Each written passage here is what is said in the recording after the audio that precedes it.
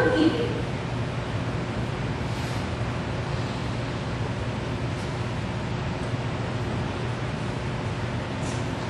Saan tayo ulit? Saan pa? Hindi sa kagaguhan ko. Nakakakuha. Bago pa dyan? Ano gagawin natin kay Barbara? Nasaan ba siya? Tignan ko. Diretso, ang pinto sa kanan. Teka, gusto mo ba talaga siya makita? Wala nga, ayoko. Pero kailangan. May paraan ka para malusutan natin ito.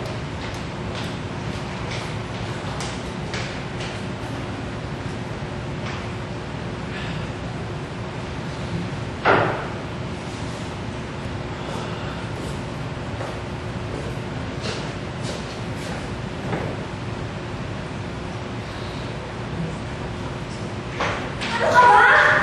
Sa nakita ko, murder na kung pwede ikaso eh. Balutod yung katawan niya, tapos puro basa. Yung mukha pa niya, dilat na dilat pa yung mata niya. Tapos tama ka. Wala ko siyang hininga ng inilabas. Pati pa ba naman doon magkakamali pa ako? Ikaw pa, baka mamaya bigla na nang dumating niya si Barbara at tanong kung anong gagawin natin sa bahay niya. Ano na gagawin natin? Wala akong maisip. Gulo na utak ko. May magagawa ba kung ibahin natin yung posisyon ng katawan? We have two options here. Una, ihapon namin yung bangkay niya. O kaya, iba na natin siya dyan. Palabas na yung pumasok ng magnanakaw. Pwede. So ano mas mabuting gawin? Pagkinapan natin siya. Sigurado, bibig-bibig ng bangkay niya. Kailangan natin sabihin lahat ng tanong ng mga polis. Ibig sabihin, kailangan ko sa gawin. Hindi na kaya madami. Hindi ka nagawa yun. Ano ka naisip mo?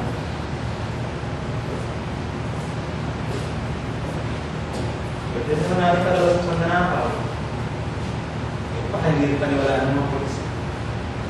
Saka pa nga may iba tao madami. Iisip mo pa talaga yun?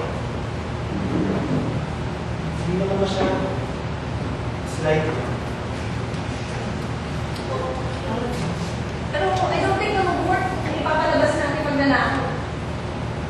Baka sumabit pa tayo sa mga testimony. Let's just get rid of the body. Ano naman natin magagawa yung wala nakakakita?